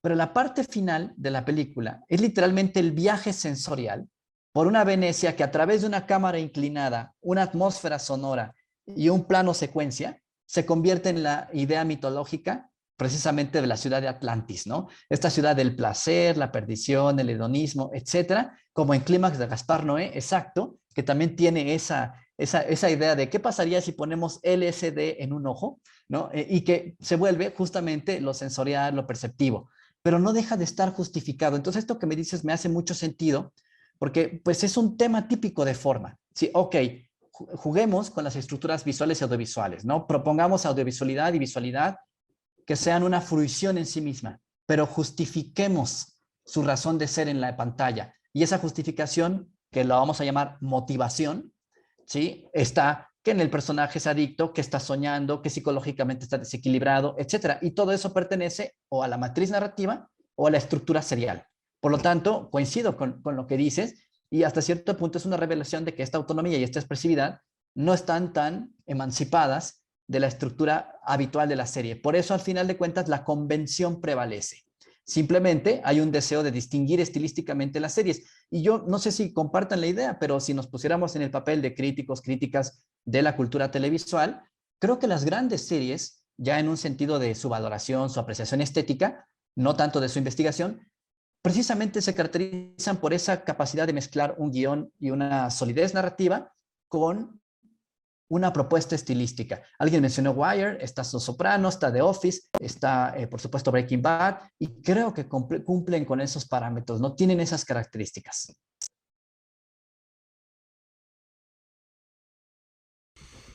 Muchas gracias. Verónica. Gracias. Pues Felicitarte, Rodrigo, está padrísimo tu trabajo y tiene cantidad de aristas y justamente por eso creo que la construcción es magistral, ¿eh? Y ya, o tú o tu audiencia escoge por qué arista nos podemos ir. Tenemos un punto en común, me encantaría comentarlo contigo porque actualmente estoy trabajando Orange is the New Black, pero yo sí trabajo desde las narrativas, no tanto desde la parte técnica cinematográfica, sino nada más compartirles a todos, desde luego que regreso a la idea que lanzó Silvia hace un momento, de ese personaje malvado que no es tan malvado.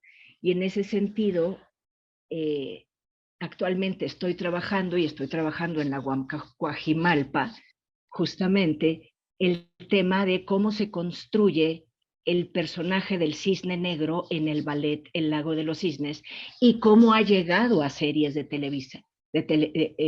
televisivas. Y llega, una de las series que encontré es Orange is the New Black, porque trabajo el binomio cisne blanco, cisne negro, que es la idea que decías del animal, las mujeres cisne, con este imaginario de bestiario, y cómo nos habla a las mujeres del siglo XXI, estos personajes, el blanco y el negro, y finalmente el negro no es tan malvado. El negro está trabajando estrategias de sobrevivencia, precisamente porque yo trabajo la narrativa de prisión y libertad. Prisión y libertad en mujeres que están presas y que están soñando su libertad. Y que no nada más la sueñan, tienen que crear estrategias para construirlas, para construir una libertad que para las mujeres no está dada. Al contrario, está robada, está sustraída. Y eso nos lo da un ballet del siglo XIX y nos lo dan series actualmente. Entre una y otra pasó todo el siglo XX y manejo también otros temas, pero lo que tenemos en común es Orange is the New Black, en donde tenemos un cisne blanco y un cisne negro maravillosas. Y justo esa escena que escoges para trabajar tu hipótesis, que es la gallina, ¿no? La gallina de si está dentro o está fuera, en una visión, en una mujer, que en este caso es nuestro cisne blanco, que está soñando con su libertad, porque además es una mujer que entra presa injustamente. No tenía razones para estar detenida. Entonces su sensación de encierro y su sensación de que le han robado una libertad, prácticamente es lo que trabajo, pero a manera de comentario de todo lo que puede pasar cuando nos metemos a la aventura de lo que decía Sergio, los adictos a las series. Los adictos a las series y además en un contexto de encierro, ¿no? Yo encontré estas series en contexto de pandemia, en donde no hay otra más que ver series. Y ver series que si vamos a sus orígenes, vamos a encontrar hasta tragedia griega inclusive. Pero bueno, era lo que te quería comentar, lo que les quería compartir a todos y todo lo que puede suceder con el análisis de estas maravillosas historias, guiones, contextos, símbolos sociológicos, hermenéuticos y desde luego de estilización. Gracias, Rodrigo. Gracias, Silvia. Gracias a todos.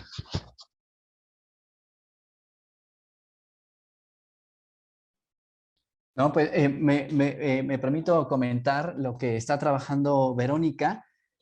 No me habría puesto a pensar en una hipótesis así con esa serie. No me imagino quién es el cisne negro. Supongo que Alex Baus, la contraparte, ¿no? Porque si no, la idea de dualidad no quedaría establecida, al menos como la entendí a partir de Darren Aronofsky con su versión del cisne blanco y el cisne negro. Pero a propósito de ello, y solamente como un apunte, así como hace un rato Esmeralda nos comentaba que Euphoria podía ser pertinente para ensayar esta hipótesis que les propuse, a lo mejor esa hipótesis de cisne blanco, cisne negro también encajaría con Westworld.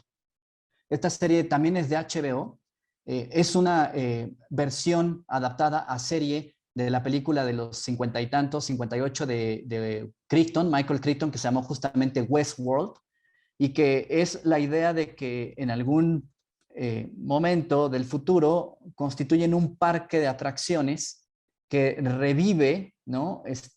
El mundo del western. Entonces, lo interesante es que el punto de vista de la serie es una mujer robot, o androide, no sé cómo calificar al personaje en términos de ciencia ficción, que se llama Dolores, que tiene también su contraparte en otra que no recuerdo su nombre ahorita, y que cada una tiene su papel dentro del universo de Westworld, y ojo, son prisioneras también.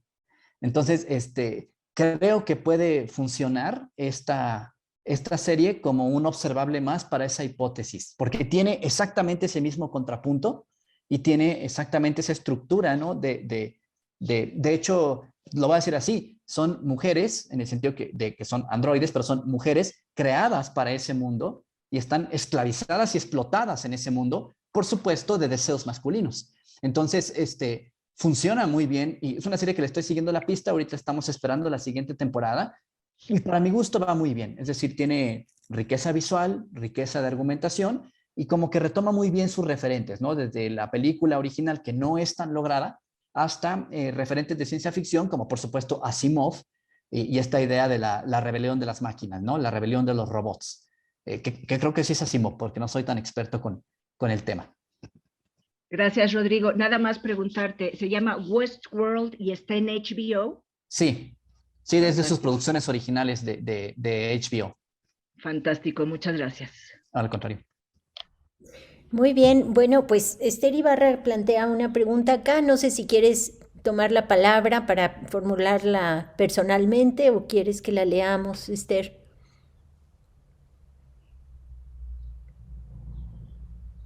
Perdón, mi duda era un poco sobre que se planteaba, cuando Sergio hablaba, que se quedaban las series en una parte del gozo, desde lo psicoanalítico.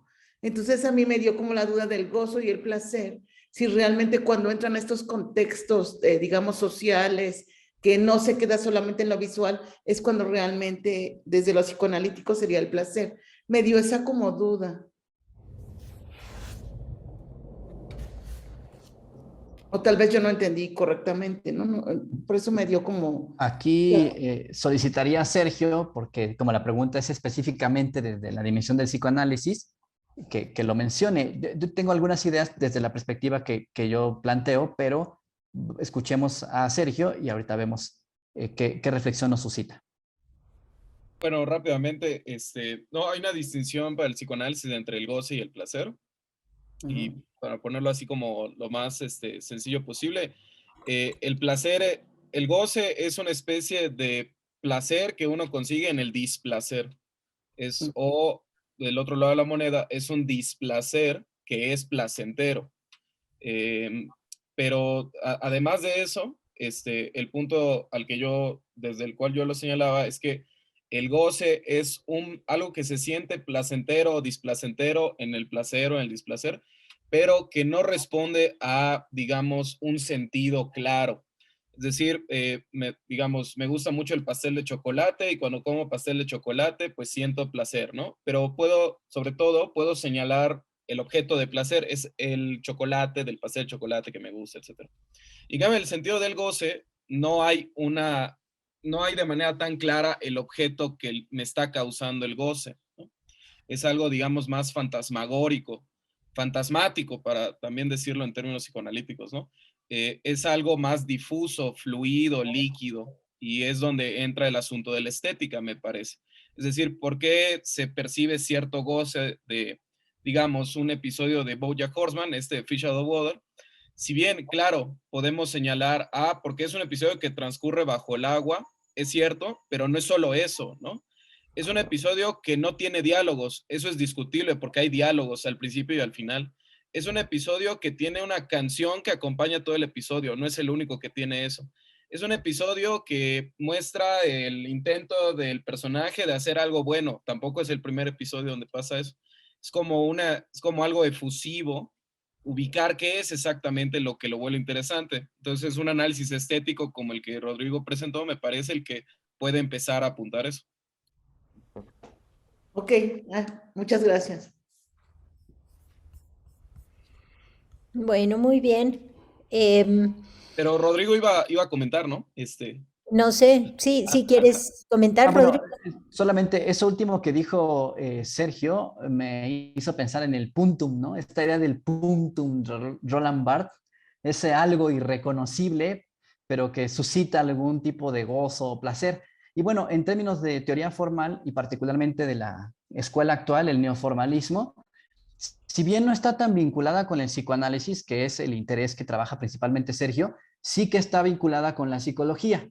Tanto Arheim como Borquel y Thompson, que son, digamos, mis bases conceptuales, traen a la luz la idea de la Gestalt, ¿no? Y esta idea de que los individuos, las personas en su consumo de objetos culturales están buscando comprensión, equilibrio, entendimiento, orientación, es decir, como obtener claridad de eso que, y ese es un mecanismo que suscita satisfacción. Entonces, con base en ello, construyeron el concepto que pues es muy común de expectativa, ¿no? Es decir, una de las razones por las cuales gozamos ver series, gozamos ver películas, es que nos acercamos a ellas con expectativas. Por ejemplo, si voy a ver una serie de ciencia ficción, quizás las expectativas son fuertemente convencionales porque sé lo que deseo ver de ella, ¿no? Sé lo que espero ver, ¿no? Imágenes del futuro, máquinas, apariencias extrañas, cuerpos distintos, cyborgs, tenemos expectativas. Igual, ¿no? Los musicales nos enfrentan a la expectativa de escuchar música y mirar coreografías y que haya una armonía entre lo que expresa y la estructura, es por poner ejemplos, pero también seguramente hay otro tipo de expectativas más individuales, más personales, que tienen que ver con la experiencia del cine, que nos generan ese placer. Por un ejemplo, en el FICUNAM dieron la más reciente película de un director de más de 90 años, Yoji Yamada, película muy bonita, porque es una especie de película sobre un individuo que recupera su razón de ser al recordar su pasión por el cine y al volver al cine justo cuando llega la pandemia, ¿no? Entonces, la vi y al verla, noté que varios espectadores se fueron y entonces descubrí, claro, es que la expectativa que tenían de esta película es que sus representaciones de los roles, y lo digo porque eran personas conocidas, son ex estudiantes, creo que me quise situar en su generación, tal vez estoy haciendo una sobreinterpretación, pero asumo que no les gustó la construcción de personajes, porque al final de cuentas el protagonista principal era un hombre irresponsable, borracho, endeudado, que además no trataba del todo bien ya a su esposa, aunque tampoco la violentaba en extremo ni nada que ver, pero digamos que es un personaje que idealiza o hace apología de cosas que hoy incomodan con justa razón. Pero si uno ve la película, suscita un enorme placer por esa experiencia de, es que, y más que es mi primer festival que cubro otra vez en presencial, es un apunte que conviene hacer, evidentemente me causó una conmoción, un placer y un afecto en el término contemporáneo de esa noción, que tiene que ver con que me sentí identificado, ahí está otra vez esta conexión psicológica planteada por la Gestalt, con las circunstancias del protagonista. O sea, él va a la sala de cine una vez más, quizás la última, quizás no, durante la pandemia, como uno mismo va a la sala de cine a mirar esa película que va a suscitar una respuesta a la expectativa de estoy aquí otra vez, gracias al destino, gracias a la suerte, incluso después de haber padecido la enfermedad, y puedo ver esta película. Entonces, a veces hay razones vamos a decirlo así, en la experiencia individual de los espectadores, que esto es muy importante en la teoría neoformal, el bagaje del individuo, tanto cultural como emocional, que suscitan placer, pero no distinguiría placer de gozo desde esa perspectiva, simplemente en el sentido de que se satisface la expectativa, sea convencional o sea personal.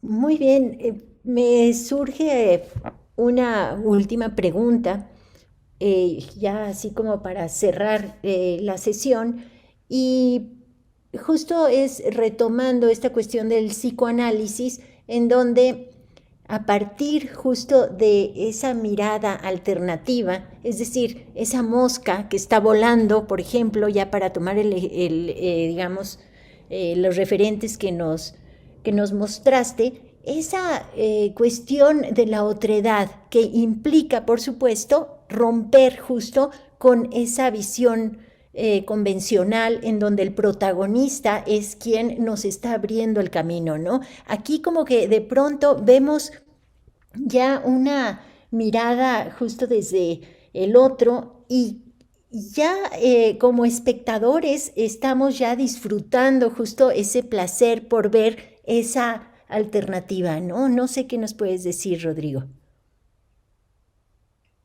Bueno, mi bagaje para pensar esta pregunta desde el enfoque del psicoanálisis quizás sea un poco pobre, pero hace poco tiempo trabajé con una película tailandesa que precisamente se encuentra con el problema de la otredad, y entonces me acerqué a las lecturas de Manuel Levinas.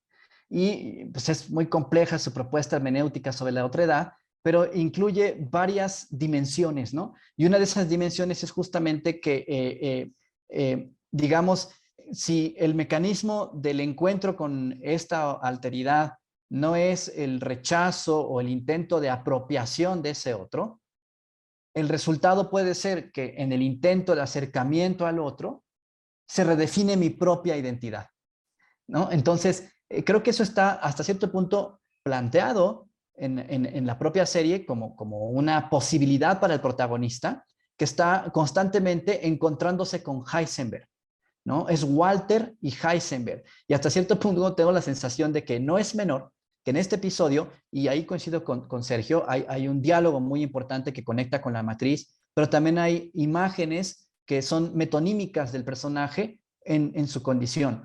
No es, digamos, gratuito que sea quien se encuentra con la mosca y que sea quien porta la mosca. Y que a diferencia, por ejemplo, del golpe que le propina a Jesse Pinkman, él reciba el golpe como si fuera la propia mosca. Entonces creo que ahí está esta idea en el juego de bestiario, otra vez, entre alteridad de Walter y de Heisenberg, y es precisamente ese tránsito, ¿no? De breaking, o sea, breaking something else, ¿no? Que en realidad es breaking into myself, ¿no? O sea, el otro puedo ser yo. Y creo que ese dilema está planteado en Levinas, no así, no literalmente como lo expreso, y creo que de alguna manera la serie no lo plantea. Y por eso, por ejemplo, siguiendo con la discusión de la ética de representación, me parece que dentro de los villanos representados por la televisión, está muy bien contextualizado y muy justificado. Es decir, no es gratuito, no nos quieren hacer sentir placer con alguien que puede o no ser enteramente malvado, pero sí no lo explican, no lo contextualizan. Y ahí entra el tema de la otredad. Sí, es todo un estudio, eso que podríamos sacar justo a partir de estos capítulos que se pueden desprender, que son casi autónomos y que, bueno, de pronto penetran en esa mirada distinta, ¿no? Esa ruptura del protagonista, ¿no? Bueno, pues muy bien, pues ya llegamos al final de esta sesión tan rica, tan... pues ahora sí interesante. Y bueno, pues por supuesto te agradezco muchísimo, Rodrigo. Ha sido pues un placer en realidad escucharte y pues ver de qué manera podemos afrontar la crítica, ¿no? Desde tu perspectiva. Entonces, bueno, pues sí, te agradezco a nombre de el Seminario Interdisciplinario de Arte, a nombre de la Universidad Iberoamericana, y bueno, pues también agradezco a todos los asistentes.